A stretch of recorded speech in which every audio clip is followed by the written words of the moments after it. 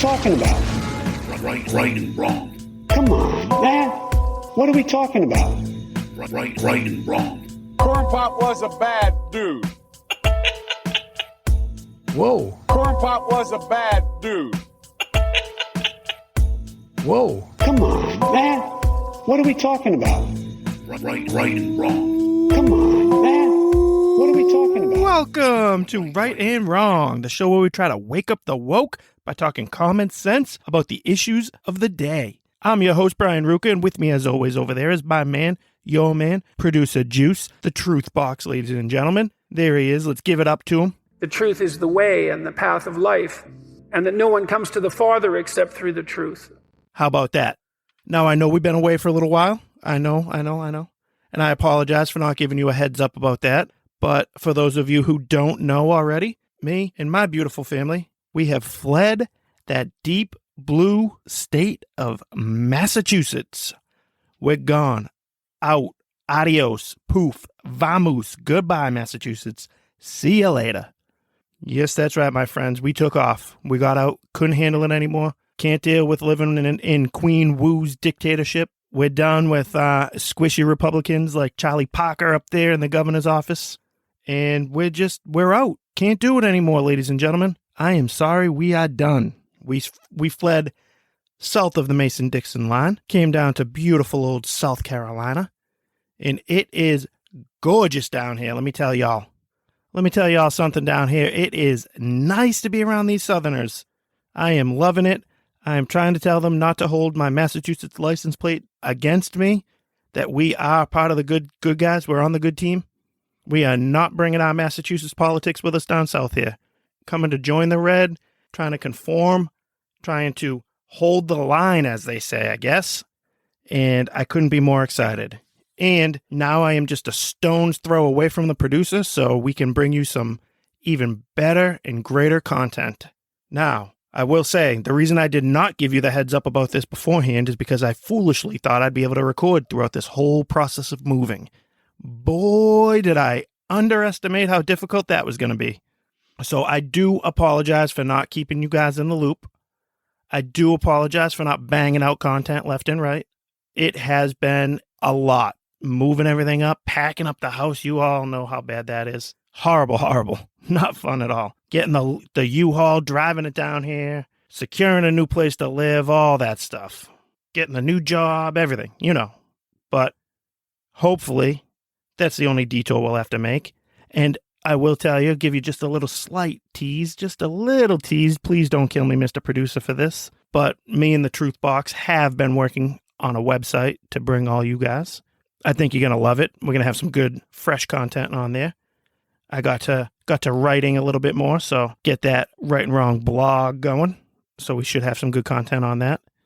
And, yeah, it should be a lot of fun. I know my man's already working on some merchandise designs. Isn't that right, my friend? Yeah, man. But yes, that is one of our goals that we're trying to do. So we're trying to keep this thing going, build back better. You like what I did there? We're building this program better, baby, but it is going to be great. I am so excited to be here. Very, very happy to be talking to y'all again. I have upgraded the studio, so instead of being in my daughter's bedroom, I am now in my closet. So a little bit of an upgrade. If you saw her bedroom before, this closet's probably a little bit bigger than that. So I think we should be okay. Yeah, I think we got you guys all back up to speed here, right, Juice? We got a great show for you today, just like we normally would. We got the rights and the wrongs of the week coming up. We got a come on man that you just have to hear to believe. Got a couple things we're talking about, Miss Brittney Griner and that whole nonsense. Trump just got raided, so we'll dabble in some of that. And what else, Juice? Oh yeah, monkeypox. Let's see what everybody has to say about monkeypox and what we're doing, and maybe some of the differences between those monkeypox and the COVID situations from the higher-ups that want to run your life for you. All right, I guess that's all I got right now. So without further ado, let's bring in Mr. Ric Flair to get things going for us, because you know what? It is showtime, baby. Woo! Showtime! Woo! Woo! Woo! All right. So, as I mentioned there in the little opening, that I just moved out of Massachusetts and headed on south. Now, this is a topic that I just think is, very interesting to me right now. I'm just went through it. I made that decision with my wife, maybe not with my children.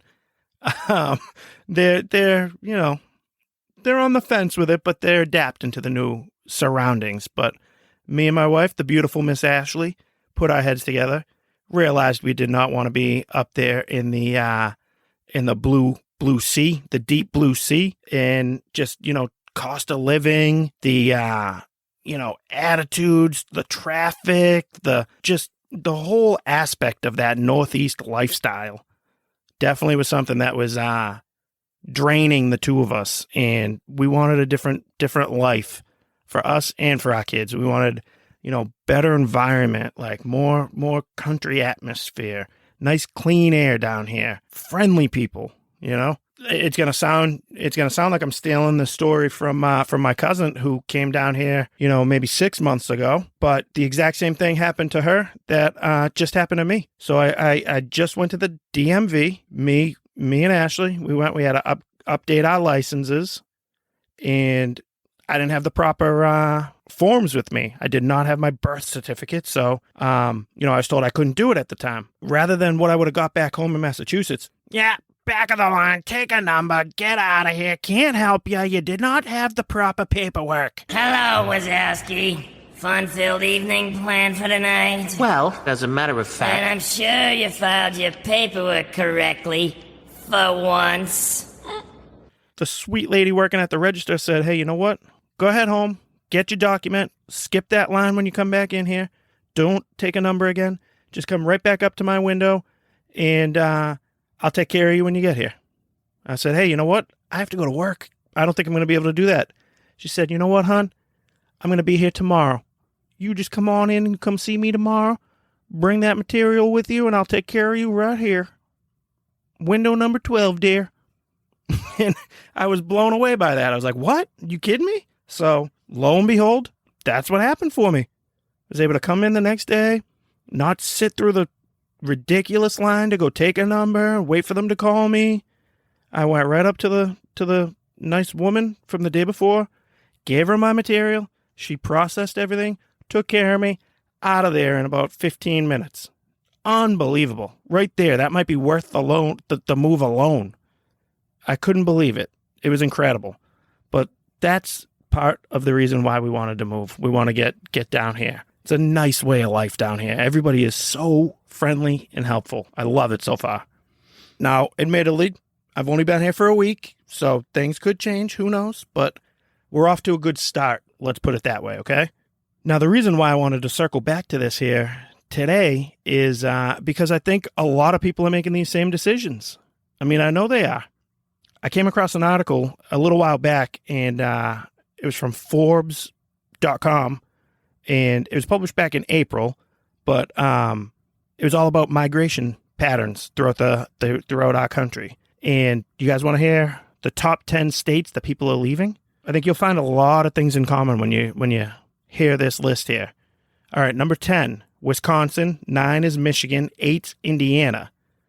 So those three right there tell me that is, Rust Belt kind of stuff right there. That is, I'm sure people leaving because of jobs, this, that, and the other thing. Then you come to number 7, Colorado. Number 6, Washington State. Here's where things really get interesting. 5, Massachusetts. 4, Pennsylvania. 3, Illinois. 2, New York. And 1, California. What do those things have in common? They're all run by deep blue liberal progressives. Not just Democrats, not just traditional liberals. They're run by progressive liberals, the diehards of the progressive movement, the soft on crime, environmentalists, the spend, the anti-American, the race baiting progressive left. That's who runs these states. California is a disaster. Who wants to go there? Nobody. You couldn't pay me to go visit California, never mind to live there. New York, Ernie Adams. Oh, guy's a joke. Some people were a little bit hopeful that, at least as a former cop, this guy might be a little bit more of a traditional Democrat, you know, your JFK, even Bill Clinton type Democrat. But nope, he's way more left than those people. Illinois, Chicago speaks for itself, right? Who wants, it's another city you could never get me to even visit. You couldn't pay me enough for that. Pennsylvania, I mean, everyone there is a Quaker, right? Isn't that what is just going on? I don't know. So maybe they didn't even like fill out the census or something. They don't even have pencils. I don't know how that stuff works. I'm just kidding. I mean, Philadelphia. Philadelphia is another one of these mess cities that should be an awesome city within our country, but it's just so poorly run, riddled with crime, homelessness. It's not good. And number 5 is Massachusetts. You know, it's called Taxachusetts for a reason. The government there just in your pocket left and right. Y'all know where I stand on the school systems in Massachusetts. I'm suing the Boston public school system. Give me a break here. It's a joke. It's crazy expensive. There's traffic. It might be the worst in the country. And it's just the weather. Like, I do like the fall. Fall is one of my favorite times of year, but I'm not going to miss the snow. The nasty, cold, 2-3 feet of snow in the middle of January. Get out of here with that. So those are the top 10 states that people are leaving. You guys want to hear where people are going? Number 1, Texas. Number 2, Florida. Number 3, South Carolina. Yeah. Number 4, North Carolina. Number 5, Georgia down there with the truth box. 6 is Tennessee. 7 is Nevada. 8 is Maine. 9 is Delaware for some reason. Go back to that old Wayne's World bit. Hi, we're in Delaware. Like, I don't know why anybody's moving there. But and then number 10 is Idaho. So, I mean, there's a pretty common theme. 1, 2, 3, 4, 5, 6 are all southern red states. Well, Georgia let themselves get flipped recently. They're more, I guess I'd call them a purple state, but I got big hopes that they're turning back red this time around during the midterms here. We got to get after it. But yeah, I mean, that's all you need to know right there, people. Look at what people can say what they want to say, but what are people doing, And not as many people like to be as vocal about being upset with the progressive, with the left, with that cultural politics, the type of stuff we talk about here on this show. That's not the easiest subject for people to talk about. It gets avoided a lot, but I'm telling you, that's playing into this 100%. Because when push comes to shove, people will say something like, oh, they can get on board with it, or, go back to the busing back in Boston back in the 70s. All the people that were on board with it lived in the suburbs, lived in these rich little communities that they didn't have to deal with it. People act a hell of a lot different when they're forced to deal with it and confront it and live with their decisions. And these patterns right here are telling me that people are out. They do not want to be run by this far left progressive nonsense. Now we just need to convince them to start voting that way too.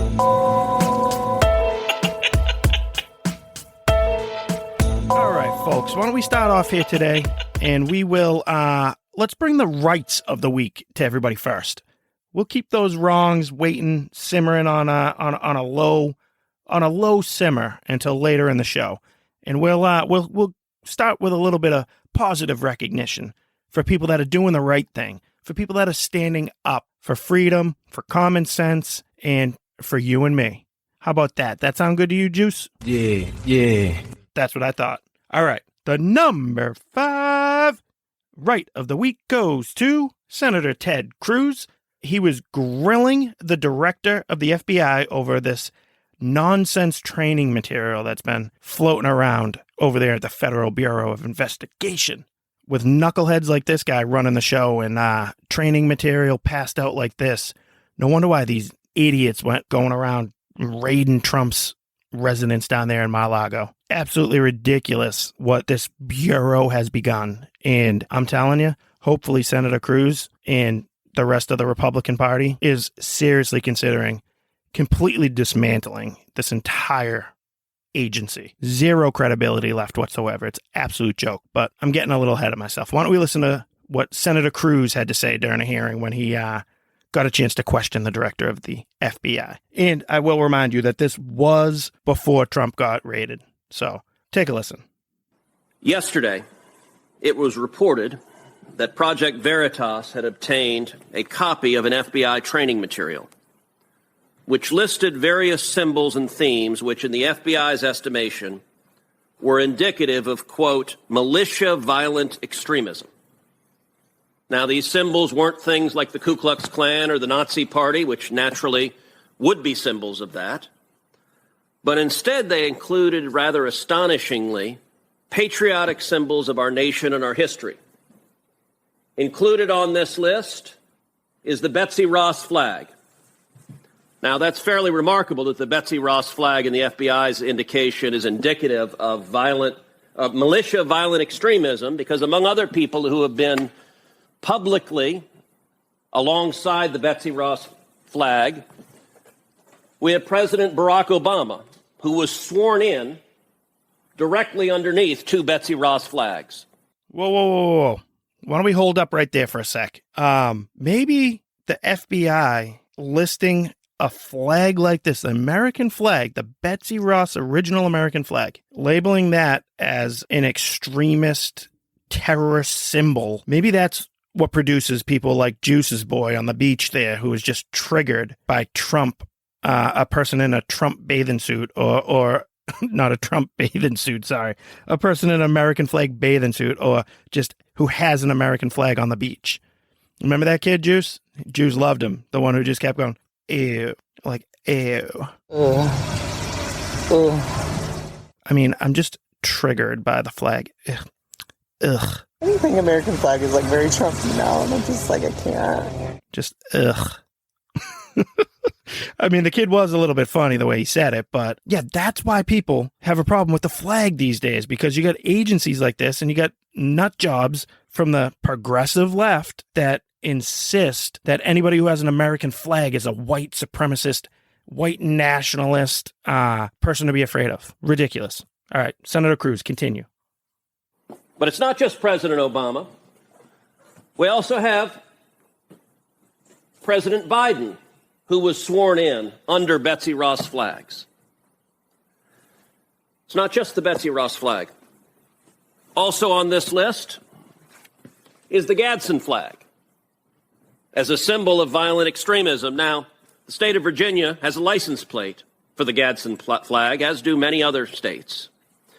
I think people would be astonished to find that having that license plate, the FBI indicates that you're a violent extremist. Also included on this is a text that I was particularly struck, is the Gonzales battle flag. Come and take it. As indicative of being a violent extremist militia. Well, I will self-report right now that every day in the Senate I wear my boots that have the Gonzales battle flag on the back of them. Director Wray, what are y'all doing? This makes no sense. Do you agree with this FBI guidance that the Betsy Ross flag and the Gadsden flag and the Gonzales battle flag are signs of militia violent extremism? Gotta love it. Gotta love the fact that I love that Ted Cruz is always willing to take on these types of battles.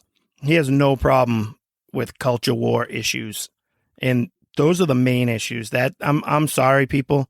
Everyone wants to talk about taxes or you know, I'm a fiscal conservative and a social liberal. That means you're on the sidelines. You're not even fighting where the battle is where the battle is being fought. You're not there. You're just on the sidelines because the culture wars are where it's at. That's what matters. That dictates everything else. You can't go the other way around with it, because you never, if you don't attack the culture war issues, if you don't talk about the stuff we talk about on this show, if you're not willing to stand up to declare a man is a man and a woman is a woman, then we have nothing to protect, nothing to conserve. We've already lost. And I think a lot more people are starting to realize that, thankfully, but we could always use more. And that's the idea behind a show like mine. Because if we don't start with things like this, if we don't deal with the culture war issues, if we don't deal with the root of the problem, then we will continue to have an FBI that decides that the Betsy Ross flag is a symbol of militia, nationalistic terrorists. F that, and thank you, Ted Cruz. And for dramatic effect, for anybody who hasn't seen that video, he legit took his boot off and slammed it on the table in front of him to show the flag he had on the back of his boot. Next, all right, here we go. The number 4 right of the week is none other than our favorite reporter in the press secretary's briefings, Mr. Zach Morris, also known as Peter Doocy, when he brought up this Inflation Remaining Act that the Democrats are calling the Inflation Reduction Act. So let's hear what KJP, Karine Jean-Pierre, said about this one. Is President Biden thinking about pulling his support for the Inflation Reduction Act? No. Because he promised it wasn't going to raise taxes on anybody making less than $400,000 a year, but the Joint Committee on Taxation says that is not true. Well, that isn't correct. So the Joint Committee on Taxation, which you guys heralded as an effective body when you were selling that infrastructure package, is not to be trusted here. I said it is not correct because I'll give you why it's not correct, because it is incomplete.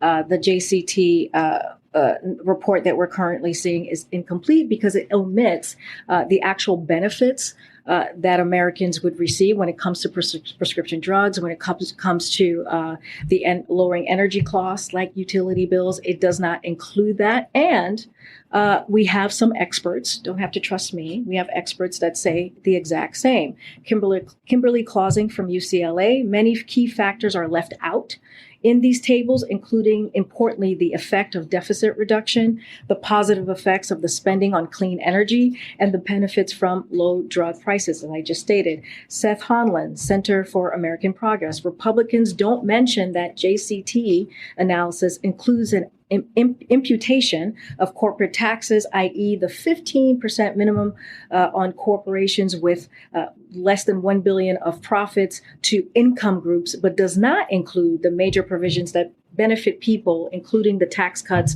and drug savings, prescription drug savings to be specific. Blah, blah, blah, blah, blah, blah, blah.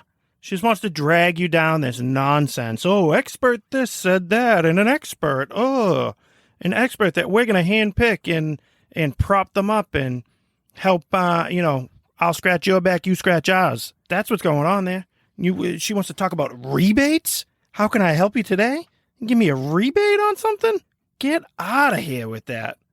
Oh, okay, you're going to have this, it's not taking into effect the amount of clean energy, the good that's going to come from the clean energy in this. That's no good to me. What good is that to me? Am I going to have to pay more for it or not? Are you going to just be able to go around now and reward your cronies for buying into your clean energy nonsense by giving them this rebate after the fact? And you're going to screw the rest of us that are on gas and oil? Like, you're going to continue to strong arm people into trying to go green. So just kind of like what's going on now with the gas and all that nonsense trying to fill your tank.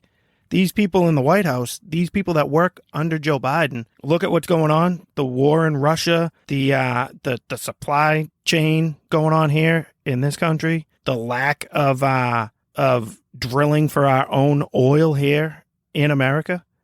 That's all part of their plan to get us to go electric anyways. So they care less how badly it's hitting us. They want it to hit us badly because they think that's going to trigger us into going along with their green initiative nonsense. So I don't know. I mean, you've seen stuff already. We've all seen it. The 87,000 IRS agents are going to be on there trying to charge you more money on your tax return if you haven't gone green yet. So maybe that's what they're going to be auditing about. Next.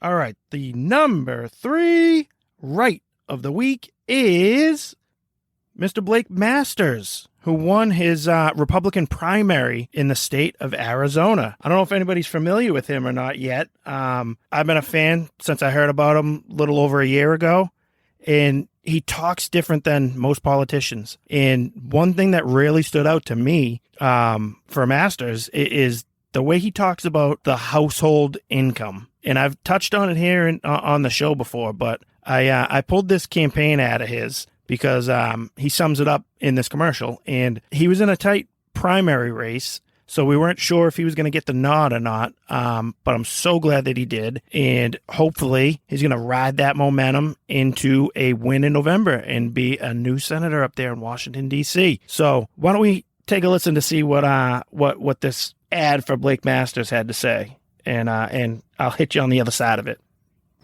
In America, you ought to be able to raise a family on one single income. We used to be able to do this. Something happened, globalization, decades of inflation. Can't really do it anymore. I think that's a huge problem. So why don't politicians talk about it? In the left, they attack me. They want to say, oh, Blake, that's sexist. But guys, there's nothing sexist about prosperity. There's nothing sexist about acknowledging that if people have the choice, most families would prefer to have one breadwinner and have one parent stay at home with the kids. I'm Blake Masters. I'm running for the U.S. Senate in Arizona, and I approve this message because I want you to be able to afford to raise a family with one single income. Join me. Go to blakemasters.com.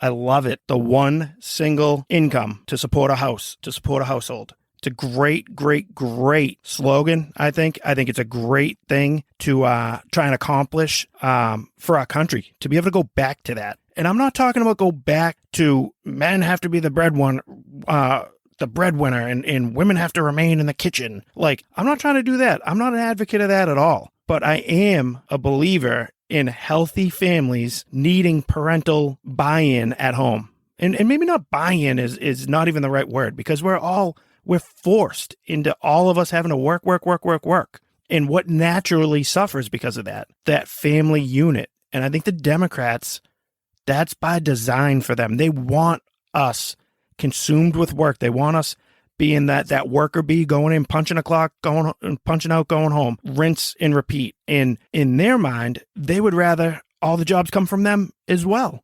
That's part of this IRS nonsense. Look, they just created 87,000 jobs. Who's going to vote for the people that say they want to reduce those jobs? All those people are going to be Democratic voters now because they owe a favor to somebody who got them that cushy job. We don't need to add more jobs. We don't need to have universal pre-K covered for everything. We just need to make it more sustainable for people to support themselves, support their families, and live off of one income so that they're not forced to put their children into daycare at 6 weeks old, 8 weeks old, whatever it is, because they have to get back into the workforce. It's crazy how we let it get to this. And I know not everybody agrees with me on that. And the biggest thing for me and for the giggies of the world to understand is it's not a viewpoint that's coming from the chauvinistic, like males have to be the head of the household. It's just the more natural fit when a woman births a child and is going to be out of the workforce raising the child. It's all these are human natural instincts that we're just born with. And it doesn't mean everything's black and white with that. I understand there's exceptions to every rule. There's I before E except after C, right? But the woman is more maternal, more motherly, has those built-in motherly instincts. We just don't have that. Like men develop that, absolutely. But I don't think that's the point Blake Masters was trying to make. I know that's not the point that I try to make when I advocate for the single income households. I look at it as what's best for our society? What's best for our communities? What's best for our families? What would help us be better, more engaged members of our communities? What could help us be more engaged in our church lives? I'm a believer in family dinner. Brings that family unit together, not go constantly. And you see your kids for 15 minutes at the end of the night after you're exhausted because you busted your hump all day long. For what? We don't get this time back. Before you know it, they're gone. They're out of the house doing the whole thing for themselves. So I love the fact that Blake Masters is running for Senate and that he's willing to say something that is going to come across as not so popular unless you give it a little bit more thought than the initial shock of what you think might be the motives behind someone saying something like that. Next. All right. The number 2 right of the week is none other than our favorite governor in the United States of America. That's Governor Ron DeSantis, our hopeful 2024 nominee. What did he do, you ask? Well, he removed a state attorney from office for not being willing to do his job. One of those Soros-funded district attorneys who is not going to prosecute and not going to put criminals in jail. So DeSantis said, see ya. All right, Juice, you ready? What do you have to say? The Constitution of Florida has vested the veto power in the governor, not in individual state attorneys. And so when you flagrantly violate your oath of office, when you make yourself above the law, you have violated your duty. You have neglected your duty, and you are displaying a lack of competence to be able to perform those duties. And so today we are suspending State Attorney Andrew Warren effective immediately. Amen, Governor DeSantis. Amen. I love it. And, I know the point's been made already by plenty of other people, but the fact that DeSantis is willing to utilize the power that is granted to him as the governor is amazing. There's too many of these Republican governors, again, like the Charlie Parkers of the world up there in Massachusetts, that have power and refuse to use it. They still let themselves get played like a fiddle by the left. And DeSantis is having none of that. He's pulling out his gavel. He's putting his fist out on the table right down there, and he's saying, boom, your move. This is what I'm doing. What are you going to do about it? I love it. Keep it up. DeSantis 2024, baby. Woo! Next. All right. And our number 1 right of the week goes to fellow podcaster Dan Bongino. Me and him, we're in the same biz. We're both, talent on our podcasts, and there's not much different between us. We're both highly popular, got strong opinions, very eloquent in the way we deliver our messages, but Bongino nailed it the other day when he was a guest on someone's on a segment on Fox, where he was on there to respond the night of this garbage raid of the Mar-a-Lago residents. And my man brought some passion to this one. I know he's a big Trump guy already, but he absolutely nails it, and I think it's worth a listen. So let's hear what Bongino had to say about this nonsense by Joe Biden's Federal Bureau of Investigation. Let's go to Dan Bongino, the host of Unfiltered on Saturday nights. Dan, your quick emotional reaction. I think everyone's a little emotional here about this raid. Yeah, you think? This is some third world bullshit right here. Let me say it again. Third world bullshit. Every word of that. I don't care that it's cable news. I was a federal agent. I raised my right hand. And I swore to protect and defend the Constitution of the United States. And I love this country. This is a freaking disgrace. A disgrace. We don't live in Cuba. We don't live under Kim Jong-un. We live in a constitutional republic, a representative democracy. You have a bunch of FBI agents raiding the home of a former president because they don't like his politics? Are you kidding me? You've spent this whole show, Jesse, and I've spent my entire time either on Fox or on my podcast exposing the left for claiming Russia interfered in an election as Hillary Clinton paid off a bunch of foreign agents, her team literally to fabricate a story that occupied the nation for 4 years. What's she doing right now? Getting a manicure in freaking Chappaqua. She's not doing squat. Nothing. Hunter Biden is having sex on tape while doing crack. And what is he doing? He's living in a Malibu mansion.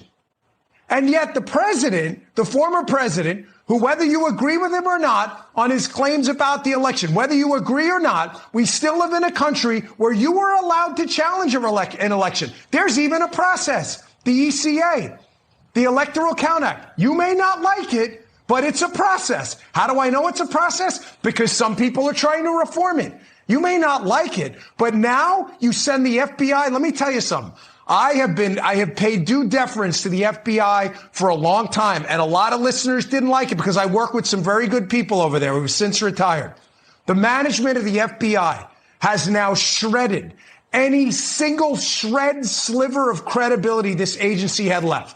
Nobody will take them seriously from this point on. It is over. You've heard the examples. Stone, Manafort, Cohen, over and over. Are they good guys? Are they bad guys? I don't know. I don't care. I don't know them. All I'm telling you is you cannot tell me we still live in a constitutional republic and not the freaking third world when you have Hillary Clinton paying foreign agents to interfere with an election, people lying under oath repeatedly, Hunter Biden doing crack on tape. And what happens? Where are the federal agents? They're not in Malibu. They're not in Chappaqua. They're in Mar-a-Lago. This is some third world garbage that happened tonight. And I'm telling you, the FBI management, here's the solution. Last thing.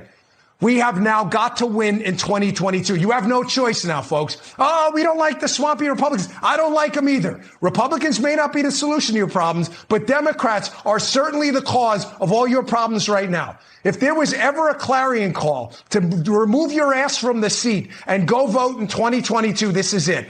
He's 100% right, people. I couldn't have said it better myself. He nailed it. And I'm telling you, I love how, like, he sounded pissed off. And he should be. Like you should be, and I should be too. This raid, this nonsense is absolutely ridiculous. It is some third world BS, as Bongino, as he eloquently said.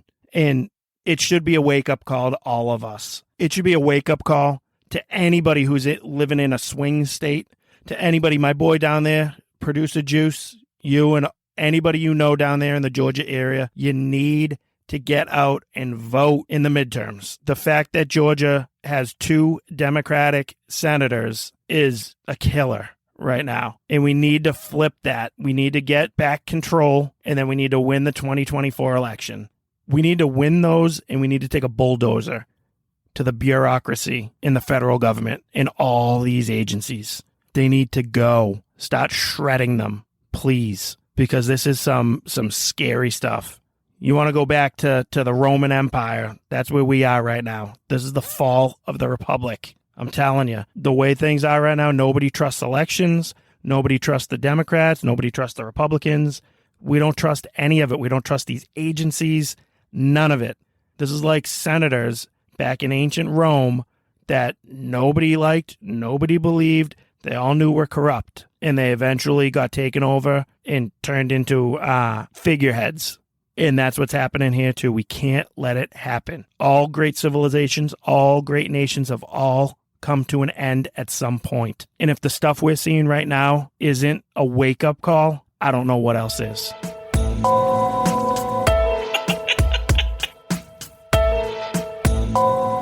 All right, so why don't we get to this monkeypox stuff going around? Everybody's starting to freak out, right? The monkeypox are going around. They're spreading. It's catching on. But what's the one thing you can't say about monkeypox? You can't talk about how it's contracted. You can't talk about the most common way that it is spread. What is that? Anybody? Anybody?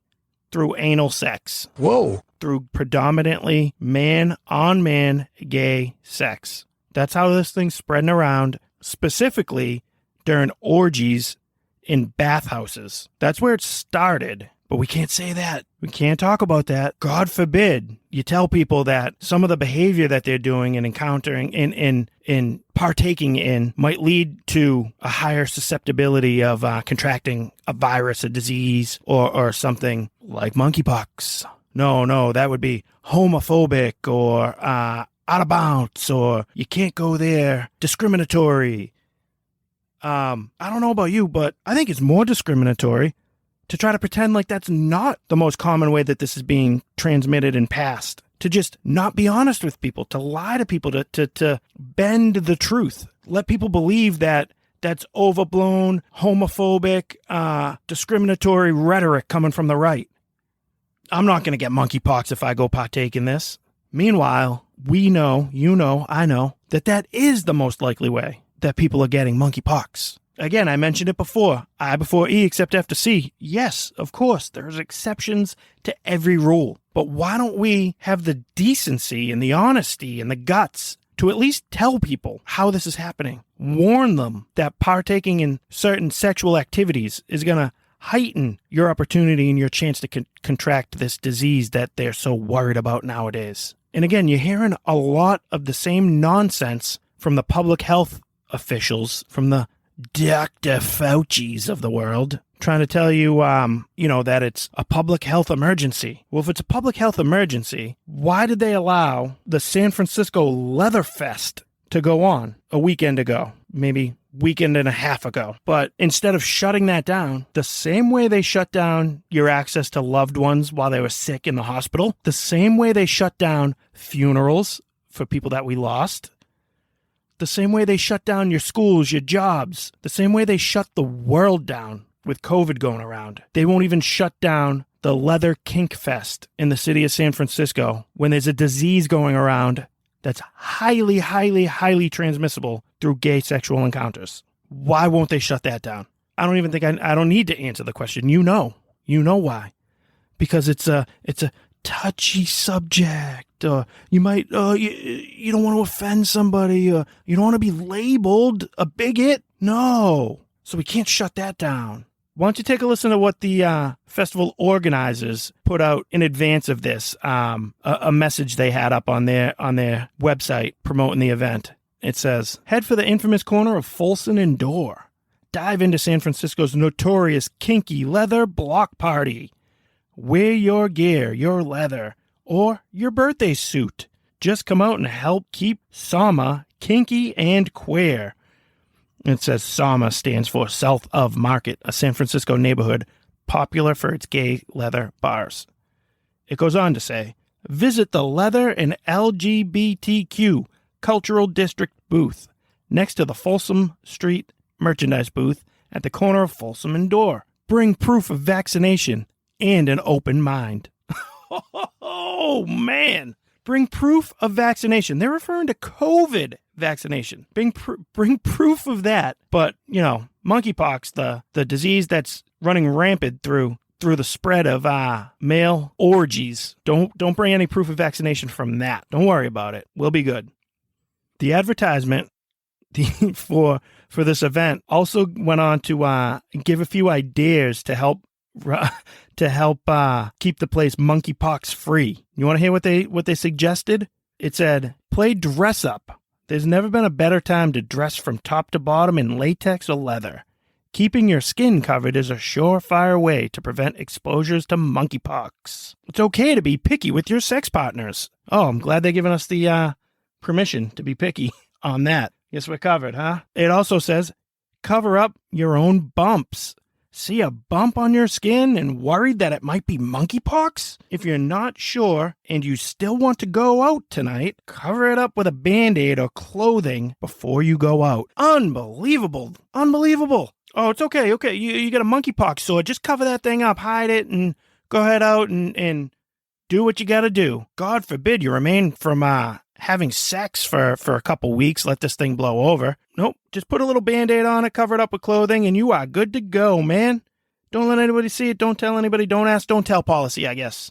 Guess that's what they're going with there. Unbelievable. Get out of here with that nonsense. City of San Francisco. What is the world coming to these days? I'm here for the gangbang. All right, ladies and gentlemen, boys and girls, children of all ages, please gather around, gather around, gather around. Here's one of your favorite segments that I know everybody has been jonesing to get to. It is our Wrongs of the Week. And I can't wait to get to these either. There's some fun ones in here. My man back there, The Truth, has just been piling up wrongs, rights, come on, mans, all sorts of stuff for the show. We are ready, baby. Woo! All right, here we go. Without further ado, let's get to the number 5 Wrong of the Week. And it goes to none other than Whoopi Goldberg from The View. She is just a wealth of knowledge and information, as always. In this particular clip, she was pretty upset trying to figure out how students would be able to pay off their college loans without it just being swept under the rug and passed on to the rest of us and taken off their plates by the stroke of a Joe Biden pen. So let's see what Whoopi had to say about college debt, quote-unquote, relief. For giving the young folks, and this is no slam on young people, but if you have worked your behind off, you've tried to move yourself up the ladder. You talk about people can't get gas, they can't buy food, they can't put their children through any kind of college. That's because they're paying off these freaking student debts. Wow.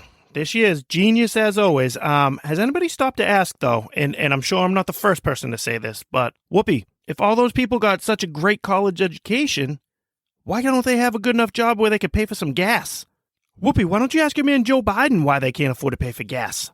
Maybe it was his economic policies, maybe it was his international policies that left us in a position where we're paying $5, $6, $7 a gallon for a gallon of gas, you moron.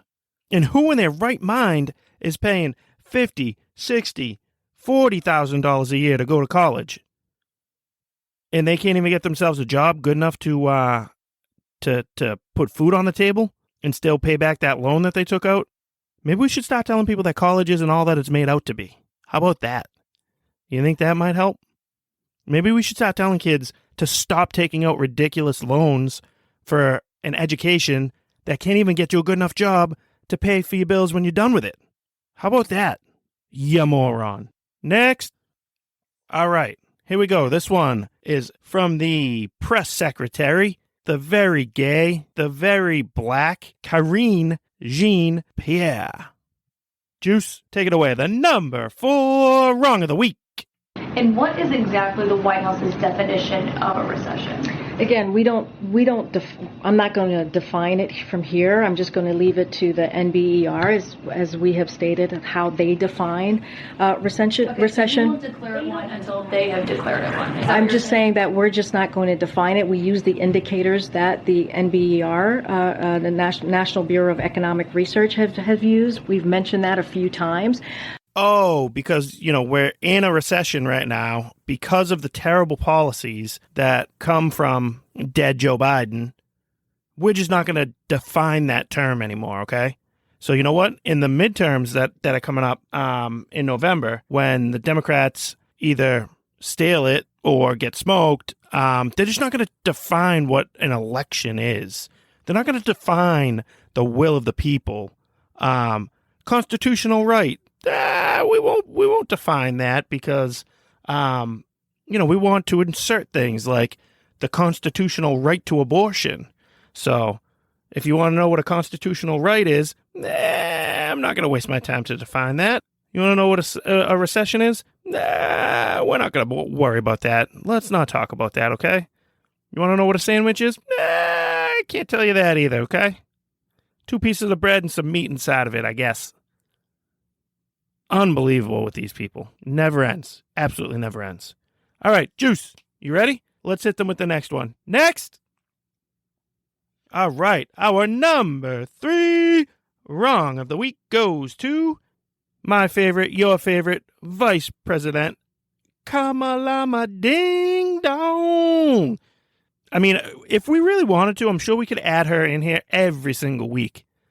We do try to keep it fresh a little bit, but man, she is the gift that just keeps on giving for people that do what we do, huh, Juice? Well, what was it this time? Everybody raise your glasses, please. If you got a beer in front of you, a glass of wine, something a little more biggle-ish, get it ready. And the SAT word that she had for the day is impact, ladies and gentlemen. That is impact.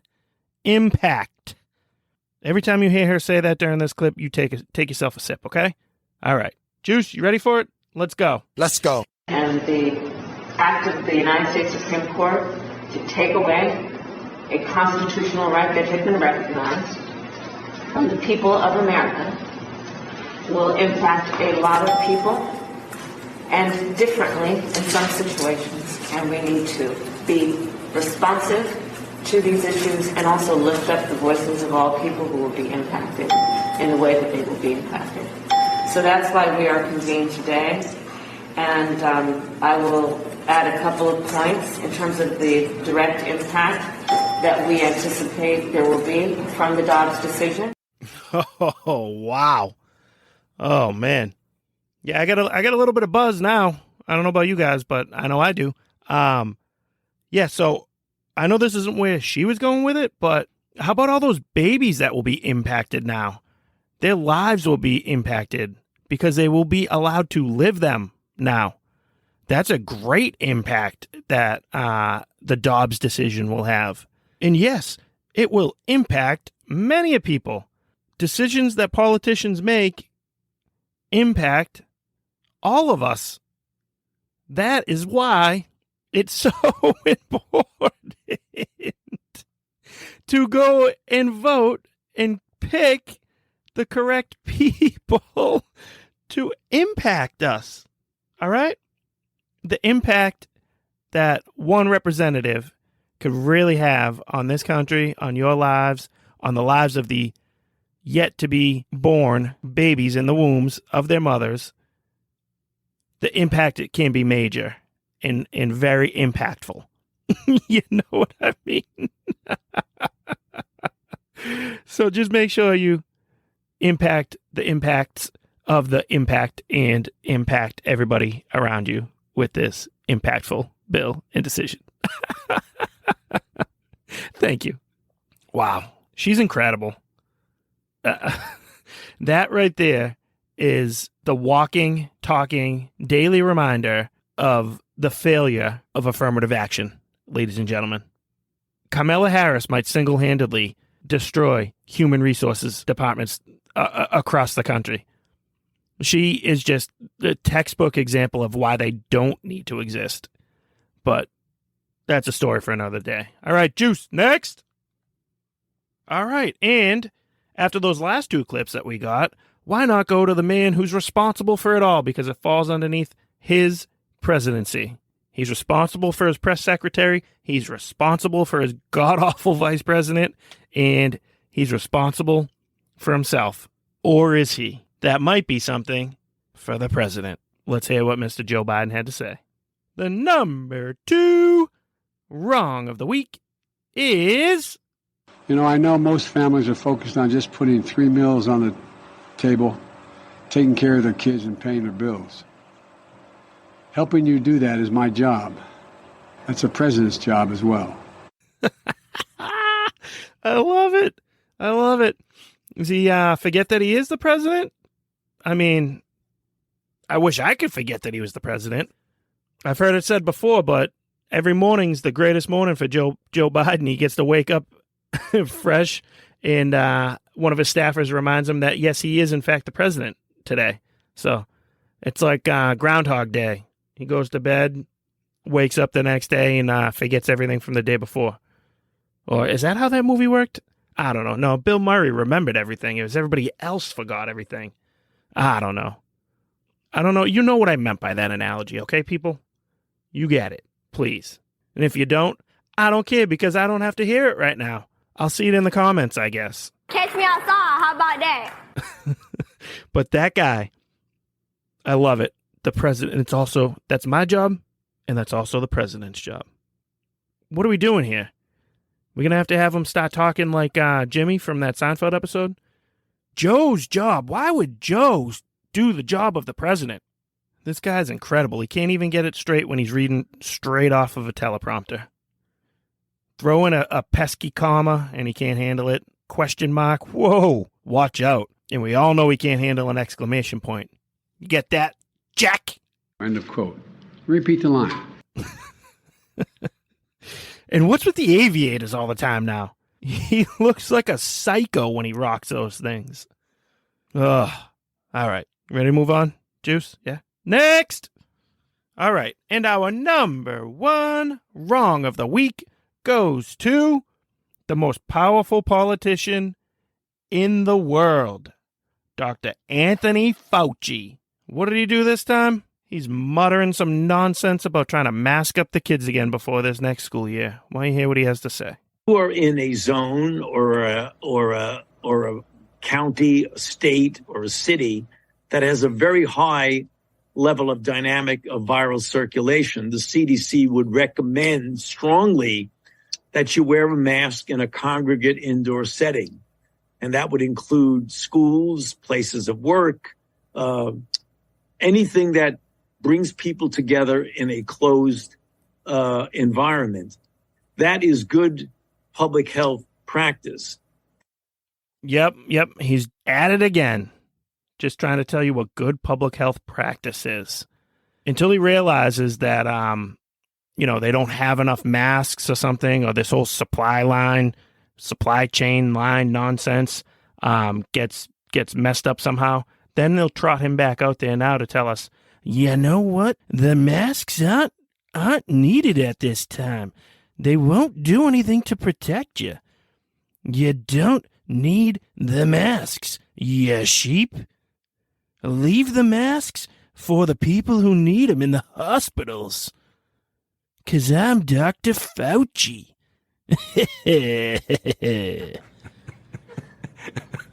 I'd have to laugh at that. I haven't practiced that at all. That was just trying to go with it live. It could be atrocious. Who knows? If it made it into the episode, I guess it's somewhat workable. Otherwise, hopefully, I learned my lesson on that one. When will this guy just go away? Can he just ride off into the sunset? Get away from my children with your stupid masks. Get out of the office buildings. Get out of the public square, please.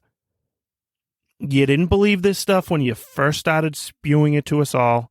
You threw out that garbage first pitch at the Nationals game, and then you sat up there in the stands, elbow to elbow with your buddies, no mask on whatsoever, yet you wanted to have it on to parade yourself out there on the mound to throw like a Nancy, and we caught you back then. You showed us who you were way back when. And now, if anybody's taking you serious, anybody's listening to any of this, shame on them, because you're a complete fraud, Dr. Fauci. You know it, I know it, and the listeners of this great Right and Wrong podcast all know it. You play ball like a girl! All right, and this other story that I needed to get to this week is the ridiculous Brittney Griner situation. We've all heard about it by now. Unless you've been living under a rock, you know who I'm talking about. She's that 6'9", 6'10" female basketball player who's held in prison over there in Russia. Now, she was arrested for having a vape pen on her and some cartridges, right? Held as a prisoner. Russia definitely knowing what they're doing by having someone who's got a little bit of name credibility, someone who's in a celebrity class, someone who's a African-American female, lesbian. They understand our woke politics here in America, and they know where Miss Griner stands on the victim hierarchy. She's up there when you when you factor in all those things I just listed. Now, I'm not here to try to hold judgment on the Russian sentence that got handed down. If you haven't heard yet, 9 years they sentenced her. Is that excessive? Absolutely. Does Russia, as their own country, they're their own country. They are not the United States. They are Russia. Whether you like them, hate them, whatever you feel for them as a country, they have the ability to make their own laws, their own rules, whatever they want to do, right? In that country, that is something you could be put into jail for anywhere of up to 2 to 10 years, I think it was, for being in possession of marijuana, vape pen, cartridges, all that stuff. They have much stricter drug laws than we have here in the United States. And again, that's up for them to decide. That's a whole nother conversation we can have. I don't care what Russia has for their drug laws. Doesn't affect me. I'm not going to Russia. I have no interest in going to Russia. I'm not going to put myself in a position to be in Russia with vape pens in my pocket. Now, Brittney Griner, on the other hand, was very happy to go to Russia every year in the offseason from the WNBA to go play for a Russian basketball team and get paid millions of dollars to do that. She had no qualms about that, no moral dilemma, no second thoughts about where she's going to go spend her time in her off season, who she's going to take money from, what she's going to sell herself to do. She had no problem with that. She was happy to do it. Well, I'm sorry, though. If you're going to do that, you need to abide by the laws and the rules in the country that you're in. What's one thing you heard since you were a little kid? And believe me, the only places I've been to the Bahamas and I've been to Canada. So I've never been over to Europe. I've never been, I'm not this world traveler. But we've all heard it before. If you're going to go to another country, do not break the law in another country, because you never know what they're going to do to you. You don't know where you're going to end up. And in the case of Brittney Griner, she's going to be held as a political pawn by the Russians to try to manipulate our legal system. They want to use her and her fame and her victimhood, her name recognition, and they want to use her in order to get Russian prisoners released from American jails. Specifically, the one guy that I've heard about is nicknamed the Merchant of Death. So not a Russian basketball player who happened to jaywalk in Hollywood and got locked up for it. No, like a stone-cold terrorist killer. That's who they want to trade for this lady. And I'm sorry, I have no sympathy for somebody who advocated to have the American anthem not played at her WNBA basketball games here in America. But now that she's sitting in a Russian jail, she wants to appeal to the American people, to the president of America, to come save her ass? See you later with that. I mean, I don't like what Russia's doing. We all know what they're doing. We know the game they're playing. This is something she shouldn't have been arrested for. It should be a slap on the wrist. But that's not for us to determine. That's not our country to regulate. And the thing that's troubling me so much is we had people in this country, right? All the idiots out there who wanted to change their squares on Facebook to the Ukraine flag when this conflict or the war broke out between Russia and Ukraine. They all wanted to do that and show virtue signal with how much better we are than Russia. We had people pouring out Russian vodka, right? Emptying the bottles, getting rid of it because we didn't want to support Russia. Yet this lady has no problem going over there supporting the Russian economy by playing for one of their basketball teams, making money for a Russian oligarch who owns the team. No problem doing that. I'm sure they sell merchandise from the team she plays on. Why can she go happily visit Russia, go profit from being there, help that country, yet everybody else wants to tell you how bad Russia is? It's a terrible place. Putin's the worst. Like, right? We've been hearing about how bad Putin is for years. Why doesn't anybody have a problem with Brittney Griner going to his country every offseason and playing basketball, collecting money from them? The double standard is ridiculous. And that's where this case stands. Like, I don't want to see any American stuck in a foreign country on trumped up charges, but you got to find somebody a little bit more sympathetic than the anti-American who's, millions of dollars wealthier than you or I, sitting there because she's a knucklehead who put herself in this position.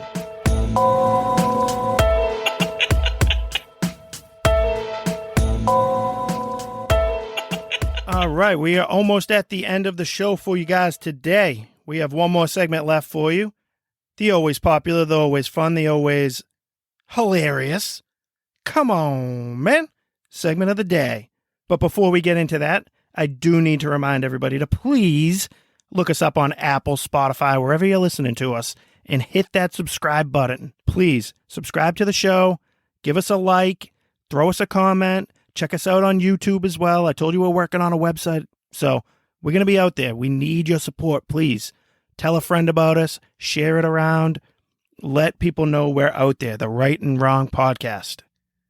It's a lot of fun for us, and we're hoping to gain a bigger and bigger following, and we need you. We need your help to do that. So please, Apple, hit that subscribe button. Hit the little bell icon so you get notified whenever we put up new episodes, new content. And tell a friend about us. All right. Juice, you ready for this one? In the Come On Man segment, we will introduce you to another one of these lunatics that got delivered to us from Libs of TikTok, thankfully. Not thankful that she's out there talking like this, but thankful that libs of TikTok exist in order to show us just how far our culture and our community and our society has gone. We're at the point now where we have an educated, professory academic wanting to tell us that it's okay to be a pedophile. That's where we're at, ladies and gentlemen. Yes. No, I didn't misspeak there. I did not use the wrong terminology. She's going to try to tell you that the terminology I used is harmful and degrading and not useful, but I'm just calling a spade here, ladies and gentlemen. And this one is absolutely absurd. This right here shows you just how far gone we are here in America right now. So why don't you take a listen? Juice, you ready? Why don't you give it to them? Folks, my name is Miranda. I use she, her pronouns, and I'm a licensed professional counselor and sex therapist in Erie, Pennsylvania. All right, stop. Pull that license, please. Please, somebody in Pennsylvania, take this woman's license. Shred it, rip it up, do whatever you're going to do with it. Put it in a bonfire, I don't care. This woman does not deserve to keep that license after what she's about to tell you. All right, Juice, go ahead. And today I want to talk about minor attracted persons. And I want to talk about minor attracted persons because they are probably the most vilified population of folks in our culture. Yeah, as they should be. I'll translate because she hasn't gotten there yet. Minor attractive person is what she's talking about. That's the word she's using. That's the term she's using. You might know that more as a pedophile. Somebody who's attracted to minors. That's what she's talking about. She's talking about adults that are attracted sexually to minors. They are pedophiles.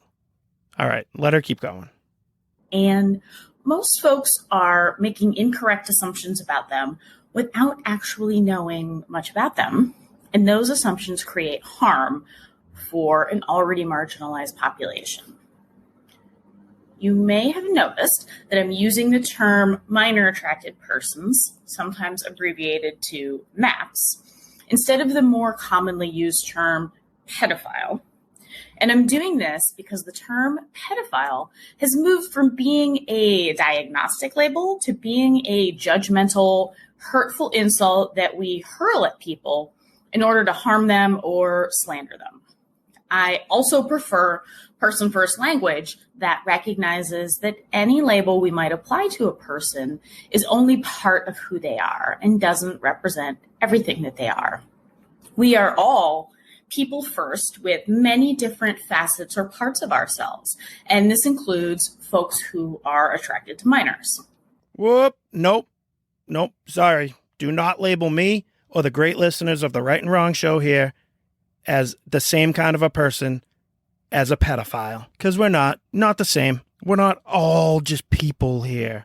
This is somebody who has too much time on our hands. This is the result of an academic society, I guess. Sorry, Bass, but a world that is just run by people with too much time on their hands. That's probably a career student who's just gone on to take more classes, more studies, more this, more that, and that's filled her brain with this overanalyzed,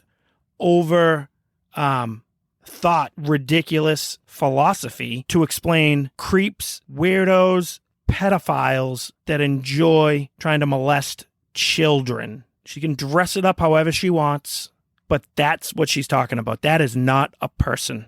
I'm sorry. I can unperson them if that's what she wants to call it, but that's what I'm doing. I will do that all day, every day, and twice on Sunday. All right, let's let her keep going. It's disgusting. So to start with, let's talk about what a minor attracted person is or who they are. This term simply means that the person has an enduring sexual or romantic attraction to minors. They've not chosen this attraction, just as the rest of us have not chosen whatever our attraction is. You don't get to choose to be heterosexual or to be gay or whatever you are. And you don't get to choose to be a minor attracted person. Some minor attracted persons are attracted to a specific age range of minors, while some are not. And some minor attracted persons are exclusively attracted to minors and are not attracted to adults at all. Some minor attracted persons are also attracted to adults. Incredible. I can't believe this woman's trying to explain away pedophilia.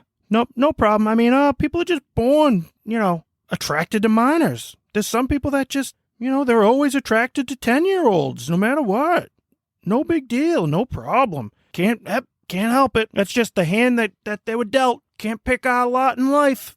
Nope, can't do anything about that. She wants to insist on this MAP term, too. Maybe if we're going to keep using the MAP term, we'll attach like a little thing to the back of them. It's not a GPS ankle bracelet around them. We'll attach something that they have to wear that has a little tablet over their head, right? It'll come off their shoulders, little tablet on top of their head, and we'll continuously play that Dora the Explorer song over and over and over and over again, right above their head, flashing in neon so everybody can see. They're a map, they're a map, they're a map, they're a map. I'm the map, I'm the map, I'm the map, I'm the map, I'm the map, I'm the map, I'm the map, I'm the map, I'm the map. This is ridiculous. It's so absurd that, the fact that she is trying to present this as normal, real, polished type of stuff just makes me want to laugh at her, make fun of her, and continue to point out that she's talking about pedophiles that are trying to molest children. That's who she's worried about. She's worried about making them feel comfortable, about protecting their feelings. She's not worried about the children that are being molested. She's not worried about the children and the families and the amount of people that are just creeped out by these MAP pedophiles. She could care less about that. To her, it's all about the victim, right? And the sad thing is, the victim in her scenario is the pedophile, not the child who's molested by the pedophile. So for that and for many other reasons, whatever the hell your name was, licensed garbage therapist from Pennsylvania, you have earned yourself one big, fat, classic. Come on, man. And that's our show for today, ladies and gentlemen. It's been a great, great, great return. Thank you for hanging in there with us. Hopefully you enjoyed the show. And we will be back again at it next week, because we are back in it. We're here, baby. Ready to rock. Juice, you got anything else? The only thing else I have is thanks for having me. The Right and Wrong Show is produced by Juice. Executive producer, Juice. Audio mixer is Juice. Hair by Skull Shavers. Wardrobe and makeup by Ashley Ruka. Right and Wrong song created by Juice. The Right and Wrong Show is copyright 2022 from Brian Ruka.